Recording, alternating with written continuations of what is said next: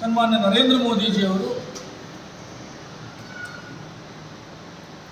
ಉಲ್ಲೇಖ ಮಾಡಿದಂತೆ ಈ ಘಟನೆಗೆ ಸಂಬಂಧಿಸಿದಂತಹ ಉಗ್ರರನ್ನು, ಅದು ಯಾವ ರಾಜ್ಯದಲ್ಲಿರಲಿ, ಯಾವ ಜಗತ್ತಿನ ಯಾವ ಮೂಲೆಗಳಲ್ಲಿರಲಿ, ಅವರ ರುಂಡವನ್ನು ಚೆಂಡಾಡುತ್ತೇನೆ ಹೇಳುವಂಥ ಏನು ಪ್ರತಿಜ್ಞೆಯನ್ನು ಮಾಡಿದ್ರು, ಅದಕ್ಕೆ ಪ್ರತಿಯಾಗಿ ನಿನ್ನೆ ಮಧ್ಯರಾತ್ರಿಯಲ್ಲಿ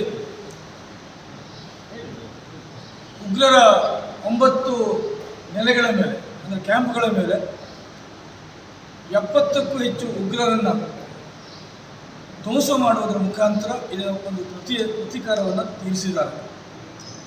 ಇಡೀ ದೇಶದ ಜನತೆ ಕಾಯ್ತಾ ಇತ್ತು. 26 ಜನ ಏನು ಭಾರತೀಯ ಪ್ರಜೆಗಳನ್ನು ಅಮಾನುಷವಾಗಿ ಹತ್ಯೆ ಮಾಡಿದ್ರು, ಅದಕ್ಕೆ ಪ್ರತಿಯಾಗಿ ಸನ್ಮಾನ್ಯ ನರೇಂದ್ರ ಮೋದಿಜಿಯವರು ಪ್ರತೀಕಾರವನ್ನು ತೀರಿಸ್ತಾರೆ ಅನ್ನುವಂಥದ್ದನ್ನು ಜನ ಕಾಯ್ತಾ ಇದ್ರು. ಅದು ನಿನ್ನೆ ನಡೆದಿದೆ. ಆಪರೇಷನ್ ಸಿಂಧು ಹೇಳುವಂಥ ಹೆಸರಿನಲ್ಲಿ 26 ಜನ ಏನು ಭಾರತೀಯ ಪ್ರಜೆಗಳು ನಿನ್ನೆ ಶಾಂತಿ ಕೋರುವಂತಹ ಕೆಲಸ ನಡೆದಿದೆ. ಇದು ಪ್ರಾರಂಭ. ಈಗಾಗಲೇ ನಿನ್ನೆ ಮತ್ತೆ ಗಡಿ ಭಾಗಗಳಲ್ಲಿ ಸೈನಿಕರು ಯುದ್ಧವನ್ನು ಪ್ರಾರಂಭ ಮಾಡಿದರು. ಈ ಉಗ್ರರನ್ನು, ಅದು ಎಲ್ಲೇ ಇರಲಿ, ಯಾವ ಮೂಲೆಗಳಲ್ಲಿರಲಿ, ಅವರ ಎಲ್ಲ ತಾಣಗಳನ್ನು ಗುರುತಿಸಿ ಅದನ್ನು ಅವರು ಧ್ವಂಸ ಮಾಡ್ತಿರುವಂಥದ್ದನ್ನು ಈಗಾಗಲೇ ಅಮಿತ್ ಶಾಜಿಯವರು ಸಹ ಮೊನ್ನೆ ಮಾಧ್ಯಮದಲ್ಲಿ ಉಲ್ಲೇಖ ಮಾಡಿದ್ದಾರೆ.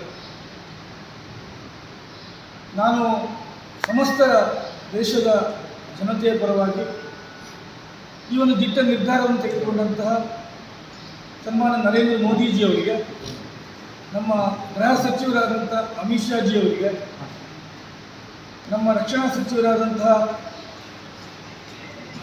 ರಾಜನಾಥ್ ಸಿಂಗ್ ಅವರಿಗೆ, ಈ ಸೇನೆಯ ಮುಖ್ಯಸ್ಥರಾದಂತಹ ಅಜಿತ್ ಧೋವಲ್ ಅವರಿಗೆ, ಹಾಗೂ ನಮ್ಮ ದೇಶವನ್ನು ಕಾಯ್ತಾ ಇರುವಂತಹ ನಿನ್ನೆ ಈ ಪ್ರತೀಕಾರವನ್ನು ತೀರಿಸಿಕೊಂಡಂಥ ಎಲ್ಲ ಯೋಧರಿಗೆ, ಸಮಸ್ತ ಜನತೆಯ ಪರವಾಗಿ ನಾನು ಧನ್ಯವಾದಗಳನ್ನು ಸಲ್ಲಿಸಲಿಕ್ಕೆ ಬಯಸ್ತೇನೆ. ಭಾರತೀಯ ಜನತಾ ಪಾರ್ಟಿ